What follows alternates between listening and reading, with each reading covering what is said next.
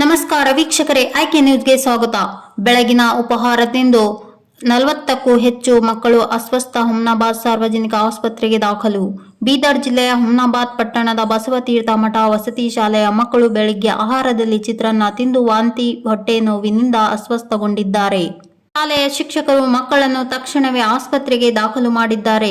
ಸುದ್ದಿ ತಿಳಿದ ತಕ್ಷಣ ವಿಧಾನ ಪರಿಷತ್ ಸದಸ್ಯ ಡಾಕ್ಟರ್ ಚಂದ್ರಶೇಖರ್ ಪಾಟೀಲ್ ಆಸ್ಪತ್ರೆಗೆ ಧಾವಿಸಿ ಮಕ್ಕಳ ಆರೋಗ್ಯ ವಿಚಾರಿಸಿ ಮಾಧ್ಯಮಗಳಿಗೆ ಪ್ರತಿಕ್ರಿಯಿಸಿ ಮಕ್ಕಳು ತಿಂದ ಆಹಾರ ಪರಿಶೀಲನೆಗೆ ಕಳಿಸಿ ಏನು ಸಮಸ್ಯೆಯಾಗಿದೆ ಅನ್ನುವುದರ ಬಗ್ಗೆ ತಿಳಿಯಬೇಕಿದೆ ಎಂದು ಡಾಕ್ಟರ್ ಚಂದ್ರಶೇಖರ್ ಪಾಟೀಲ್ ತಿಳಿಸಿದ್ದಾರೆ. ಹಾಗೂ ಆಸ್ಪತ್ರೆಗೆ ದಾಖಲಾದ ಮಕ್ಕಳ ವಿಶೇಷ ಮಕ್ಕಳ ತಜ್ಞರಿಂದ ಚಿಕಿತ್ಸೆ ನೀಡಲಾಗುತ್ತಿದೆ ಎಂದು ತಿಳಿಸಿದ್ದಾರೆ. ಆಸ್ಪತ್ರೆಗೆ ವಿಧಾನ ಪರಿಷತ್ ಸದಸ್ಯ ಭೀಮರಾವ್ ಪಾಟೀಲ್ ಕೂಡ ಭೇಟಿ ನೀಡಿ ಮಕ್ಕಳ ಆರೋಗ್ಯ ವಿಚಾರಿಸಿದ್ದಾರೆ. ಸದಸ್ಯ ಭೀಮರಾವ್ ಪಾಟೀಲ್ ಕೂಡ ಭೇಟಿ ನೀಡಿ ಮಕ್ಕಳ ಆರೋಗ್ಯ ವಿಚಾರಿಸಿದ್ದಾರೆ.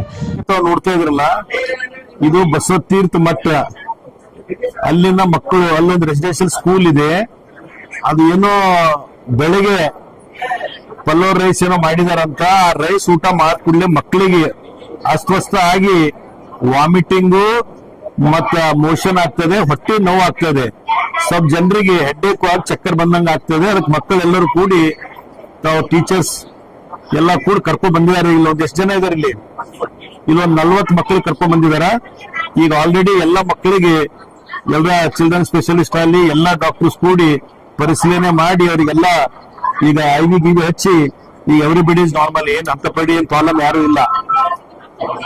सही लापरवाही इतना ये करे सर, स्टूडेंट के साथ आज ये हो गया, कल दूसरी बात इसके रिस्पॉन्स पर बोले सर, इसको क्या मैंने उसमें अभी हमने उसमें क्या प्रॉब्लम है, जो रेस खाए हुए ना वो रेस मंगा के सैंपल टेस्टिंग के लिए भेज रहे हैं. लेकिन मालूम होना ना किस लिए हो गया, क्या वजह है. ಹೌದಿಲ್ಲ, ಅದಕ್ಕಾಗಿ ಅದನ್ನು ಸ್ಯಾಂಪಲ್ ತರ ಕಳಿಸಿ ಈಗ ಅದಕ್ಕೊಂದು ಬೇರೆ ವಿಂಗ್ ಇರ್ತದೆ, ಫುಡ್ ಸೇಫ್ಟಿ ಟೀಮ್ ಅಂತ. ಅವ್ರಿಗೆ ಈಗ ಡಾಕ್ಟರ್ ಫೋನ್ ಮಾಡಿದಾರ. ನಾನು ಹೇಳ್ ಕೂಡ್ಲೆ ಅವ್ರು ಬಂದು ಆ ರೈಸ್ ಏನ್ ಮಕ್ಕಳು ಊಟ ಮಾಡಿದಾರ ಅದು ಸ್ಯಾಂಪಲ್ ತಗೊಂಡು ಟೆಸ್ಟ್ ಮಾಡ್ತಾರೆ, ಏನ್ ಪ್ರಾಬ್ಲಮ್ ಅದ ಅಂತ.